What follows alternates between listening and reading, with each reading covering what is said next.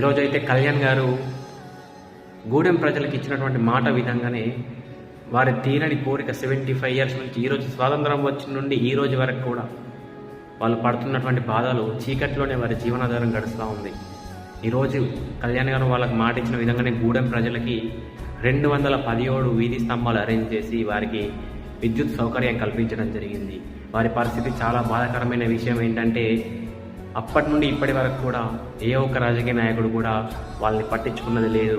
కళ్యాణ్ గారు చేస్తారన్న నమ్మకంతో కళ్యాణ్ గారిని కలవడం జరిగింది.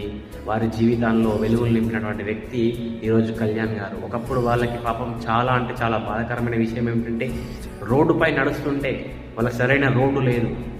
ఆ మట్టి రోడ్లో నడుస్తూ ఉంటే కళ్యాణ్ గారు అడిగిన క్వశ్చన్ ఒకటి. కళ్యాణ్ గారు ఏం అడిగారంటే, అమ్మ తల్లి మీరు ఇక్కడ రోడ్డుపై నడుస్తున్నారు, మీ రోడ్లు ఇలా ఉన్నాయి, ఎవరు పట్టించుకోలేరు మిమ్మల్ని, ఇలా ఇబ్బందులు ఉన్నాయి మీకు అంటే ఆ గూడెం ప్రజలు చెప్పినటువంటి మాట ఏంటంటే, మాకు పడడం కొత్త ఏం కాదు బాబు, ఇలాగే పడతాం, లేస్తాం, నడుచుకుంటూ వెళ్ళిపోతాం అంటే కళ్యాణ్ గారు ఆ రోజు అక్కడే చాలా బాధపడి చాలా బాధకు గురైనటువంటి పరిస్థితి. ఈరోజు కళ్యాణ్ గారు వారి జీవితాల్లో వెలుగులు నింపినటువంటి వ్యక్తి పవన్ కళ్యాణ్ గారు అని చెప్పి ఈ సందర్భంగా నేను తెలియజేస్తా ఉన్నా.